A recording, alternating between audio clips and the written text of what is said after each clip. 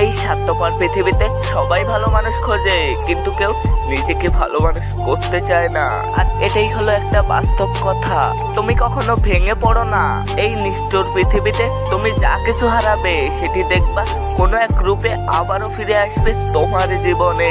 এটা প্রকৃতির এক নিয়ম বলতে পারো। এই দুনিয়ায় যারা সব থেকে বেশি ভাবে তারাই এই জীবনটাকে উপভোগ করতে পারে। যে মনের দিক থেকে বৃদ্ধ নয় তার জীবনে কখনোই দুর্ভিক্ষ আসে না।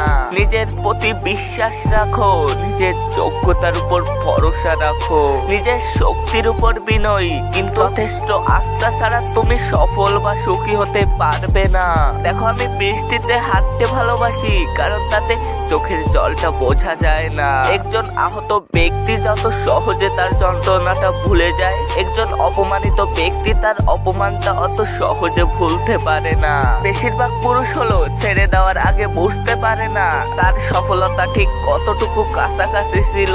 যে মানুষ যত বেশি সত্য গোপন করতে পারে সে তত বেশি সৎ চরিত্রবান হয়ে থাকে। দেখো, নিজেকে খারাপ লাগার মতো অভ্যাস খুবই ভয়ঙ্কর। কোনো মেয়ের পক্ষে শুধুমাত্র রূপ দিয়ে একটা পুরুষকে দীর্ঘদিন মুগ্ধ করে রাখা সম্ভব না। ভবিষ্যৎকে যারা ভালোবেসেছে বর্তমানে তাদের কাছে সুখ বলতে কিছু নাই। আদর্শের জন্য সমস্ত ব্যক্তিগত সুখকে বিসর্জন দিতেই হবে।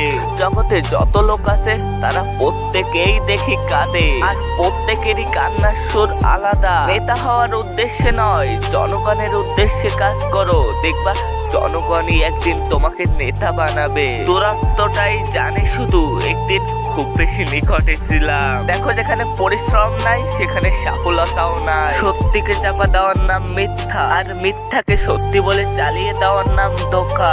আজকে এই পর্যন্ত বিদায় নিচ্ছি আমি তোমাদের পক্ষ থেকে। হয়তো দেখা হবে পরবর্তী কোনো ভিডিওতে।